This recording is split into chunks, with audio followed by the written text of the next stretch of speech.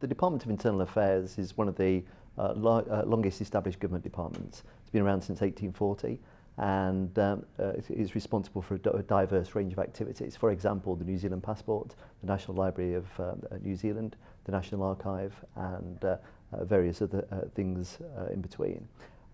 Within finance, we identified in 2013 that we needed to make some significant changes in order to support the operating model of the business and also to reflect on the number of changes that were going on across government.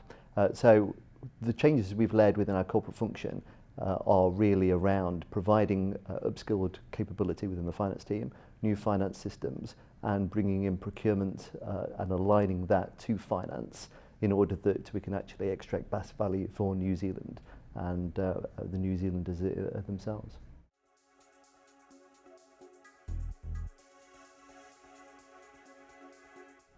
First of all, yes, it has been very successful, but what we're essentially looking to achieve was to upskill both the finance team and the procurement team and also the business in order to help make better decisions for the business to make in terms of where it allocates its resources. So the procurement function helps to grow the amount of money that we have available to spend, because obviously government funding is not necessarily growing.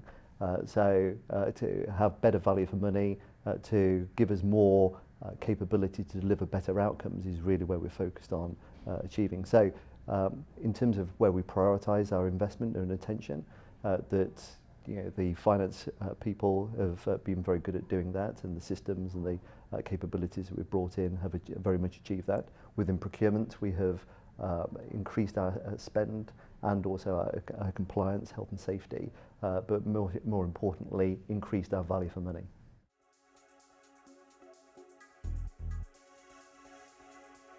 Okay, so up until fairly recently, we used to have two procurement teams. An ICT procurement team that pretty much focused on the purchase of ICT, and the corporate or non-ICT procurement team that were focused on essentially everything else. And these two teams have now been combined together. So in other words, we've got two teams now looking for an overall leader to basically drive that forward over the next few years. So the commercial services role is very much looking at the commercial requirements that we need within the business, and then working out the best strategy in order to be able to meet those business needs, both now and over the next few years.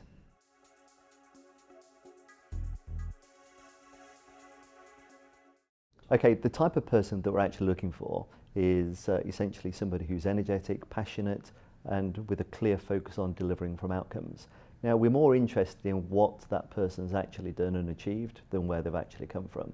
So we've been quite successful over the last couple of years with our finance transformation program of bringing people in from not in traditional government functions. So a lot of people have now come from corporate entities, or maybe have come from overseas. So we have created quite a different atmosphere to what potentially existed a couple of years ago.